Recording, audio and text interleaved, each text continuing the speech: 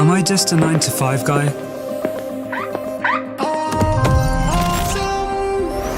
Or the one who wants to feel the high?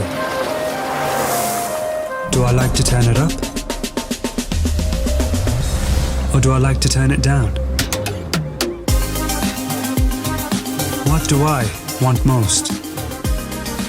To be in the spotlight? Or the calming moonlight? To zoom in or zoom out? To stay in control?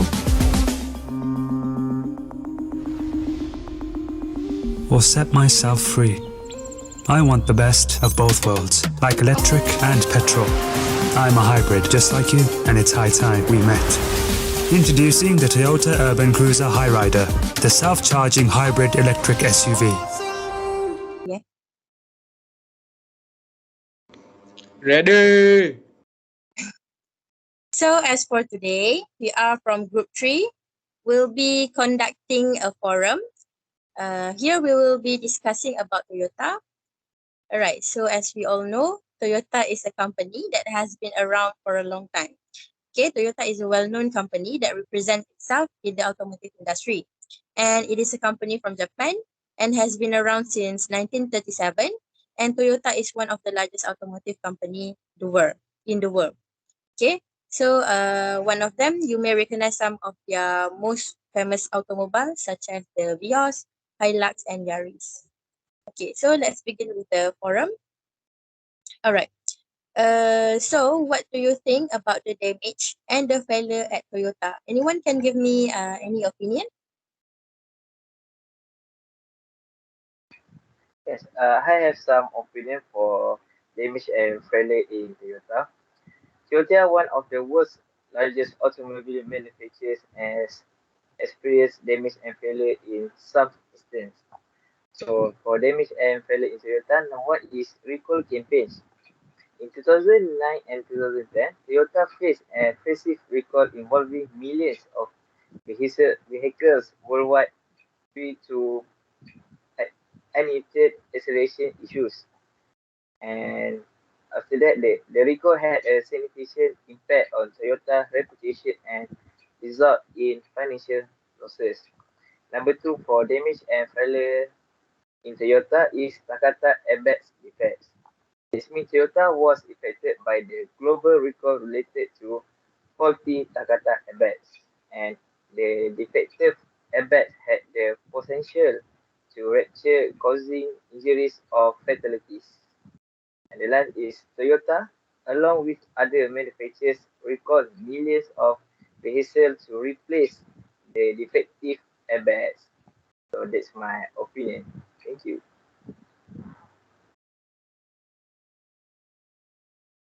Any others opinion that can you guys give?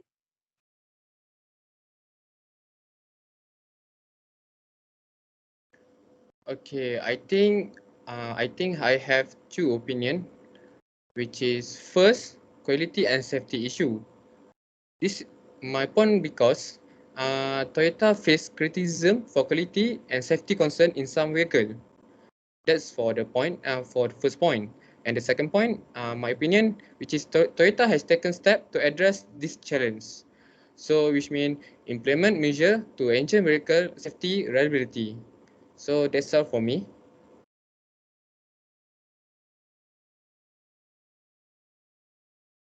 All right, what a nice opinion. Okay, so we move to the second question. All right, how about the 8HR process that contribute to Toyota's downfall? Can you give me any comments or recommendation to it? Yeah. So these are the errors that made Toyota in this serious situation. These errors are hiring, training, rewards and recognition, performance management process, corporate culture, leadership development and succession, retention, and finally, risk assessment. Toyota was heavily focused on cost cutting and good information, or positive information, I should say, and nearly neglected all the bad information and problems, and maybe even some employees and managers were upset. And so for the recommendation, Toyota is in this deep trouble right now. The company should take a step back and acknowledge the situation that they are in right now. Toyota should try to rebuild their entire department and incorporate their corporate values and try to ensure this will not happen again. A change of higher ups should be done to refresh the environment and the mindset of their employees. But what is more important is that the company will not be expected to solve this problem right now. This is a big problem that would take years to solve, and higher ups should know that, and they should not put extra pressure on managers for nearly impossible goals.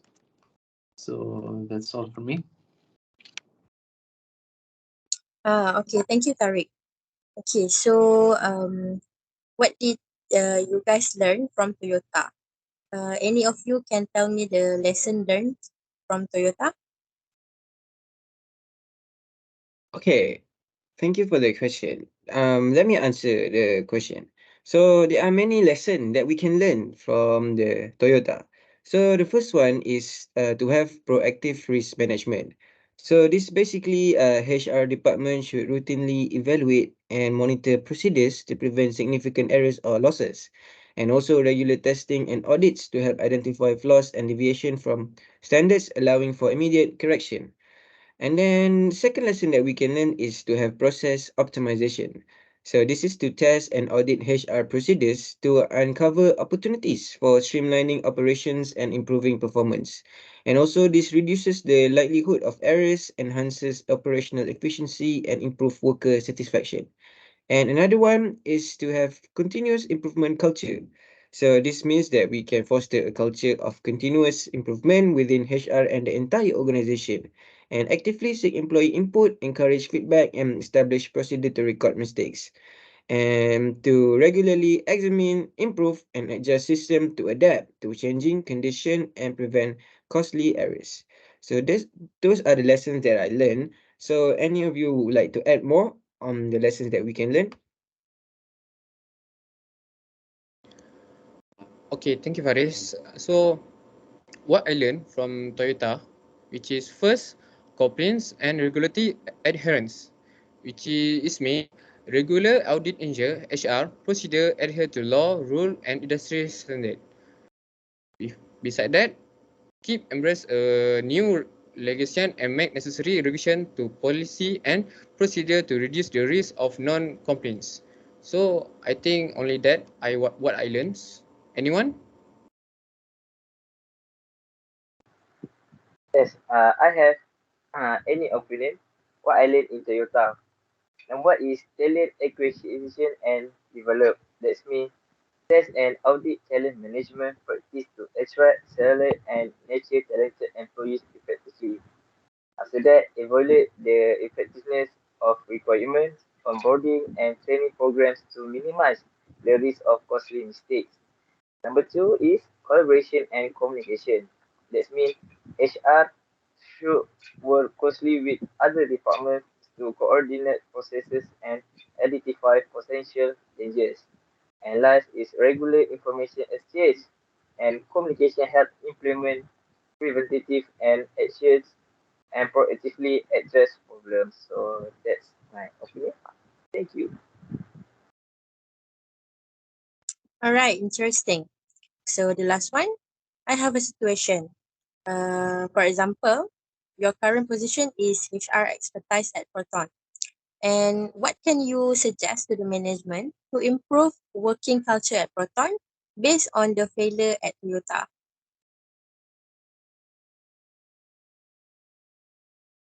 I would like to answer that. Point number one, I would like to prioritize the safety and transparency by emphasize the need for safety as the core value within Proton and to discuss the significance of transparency in addressing potential issue promptly.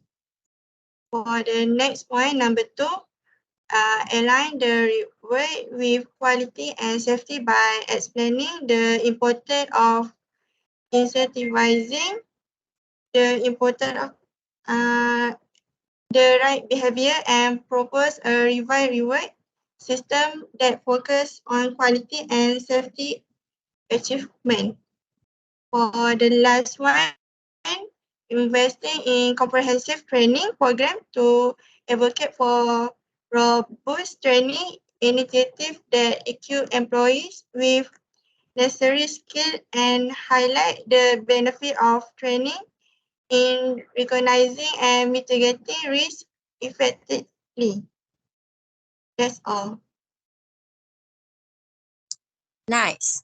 Okay, so I also would like to add some point which to implement effective performance management by highlighting the role of performance management in promoting accountability and to introduce the performance factors that measure the responsiveness to negative information.